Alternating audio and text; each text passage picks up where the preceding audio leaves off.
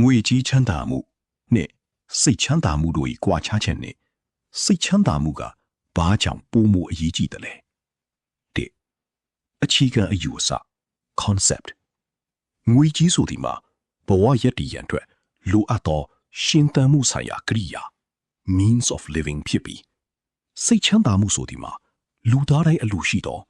ဘဝဤပန်းတိုင် end goal of life ဖြစ်သည်နှစ်အသေးစိတ်နိုင်ရှင်ခြင်းများ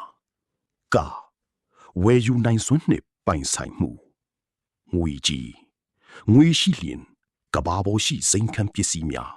ကောင်းမွန်သောအစားအသောက်နှင့်တတောင်းတတရှိသောအင်ကြီးရခိုင်များကိုဝယ်ယူနိုင်သည်သို့သောထိုအရာများသည်ခဏတာပျော်ရွှင်မှုကိုသာပေးနိုင်ပါသည်စိတ်ချမ်းသာမှုသည်အတွင်းစိတ်မှလာသောရောင်ရည်မှုဖြစ်သည်ငွေဖြင့်ဝယ်ယူထားသောအိယာထက်တွင်စိတ်အေးချမ်းမှသာနှစ်ချိုက်စွာအိပ်စက်နိုင်မည်ဖြစ်သည်ခရုပ်ပိုင်းနဲ့စိတ်ပိုင်းဆိုင်ရာကျန်းမာရေးငွေကြီးငွေရှိရင်အကောင်းဆုံးဆေးကုသမှုနဲ့ဆေးဝါးများကိုဝယ်ယူနိုင်သည်သို့သောငွေနောက်ကိုပဲအတင်းလိုက်ခြင်းကစိတ်ဖိစီးမှုနဲ့စိုးရိမ်ပူပန်မှုတို့ကိုဖြစ်စေသည်စိတ်ချမ်းသာမှုစိတ်အေးချမ်းသူတို့သည်ကိုယ်ခံအားစနစ်ပုံမကောင်းမွန်ပြီးယောဂဗျကင်းဝေးလိရှိသည်စိတ်ကျမ်းမာမှသာရုပ်ကျမ်းမာရေးကိုထိန်းသိမ်းနိုင်မည်ဖြစ်သည်ကလူမှုဆက်ဆံရေးငွေကြီးငွေရှိလျင်တင့်ပေးနာ၌လူပေါင်းစုံဝိုင်းရံနေပါလိမ့်မည်သို့သောထိုသူများသည်တင့်ငွေကိုချစ်ချင်းလားတင့်ကိုချစ်ချင်းလားဆိုသည်မှာမတိချပါစိတ်ချမ်းသာမှုစိတ်အေးချမ်းတည်ခြင်းသူတို့သည်ပတ်ဝန်းကျင်အပေါ်မေတ္တာထားနိုင်ပြီးစစ်မှန်သောမိတ်ဆွေကောင်းများနှင့်နှွေးထွေးသောမိသားစုဘဝကိုတည်ဆောက်နိုင်စွမ်းရှိပါသည်၃အလုပ်အကိုင်နှင့်အောင်မြင်မှုအပေါ်သက်ရောက်မှု productivity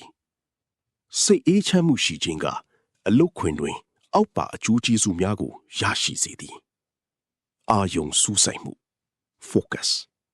စိတ်မရှုပ်ထွေးပဲအလုပ်တစ်ခုကိုအာယုံစိုက်လုပ်နိုင်သဖြင့်အမှားနေသည်တီထွင်ကြံစမှု creativity ဤချမ်းသောစိတ်သည်အကြံသိဉာဏ်သိများကိုပိုမိုထွက်ပေါ်စေသည်ဆုံးဖြတ်ချက် decision making စိတ်လှုပ်ရှားမှုမရှိဘဲမှန်ကန်သောဆုံးဖြတ်ချက်များကိုချမှတ်နိုင်သည်မိဂုံးချုပ်အကြံညွှန်ချက် conclusion လူဘဝတွင်ငွေကိုလည်းလိုအပ်တယ်လို့စိတ်အေးချမ်းမှုကိုလည်းလိုအပ်ပါသည်သို့တော့အရေးကြီးဆုံးမှာငွေကိုစိတ်ချမ်းသာမှုရစေမည်လှေကားထစ်အဖြစ်သာအသုံးချပါစိတ်ချမ်းသာမှုကိုငွေဖြင့်အလဲအထက်မလုပ်ပါနဲ့တင်းသည်ငွေဘလောက်ပင်ချမ်းသာပါစေတင်းစိတ်ထဲ၌ပူလောင်နေပါကထိုငွေများသည်တင်းအတွက်ဝန်ထုတ်ဝန်ပိုးသာဖြစ်နေပါလိမ့်မည်ထို့ကြောင့်စိတ်အေးချမ်းမှုကိုပထမဦးစားပေးထားပြီးမှငွေကိုရှာဖွေခြင်းကသာအမှန်ကန်ဆုံးသောဘဝနေထိုင်နည်းဖြစ်ပါသည်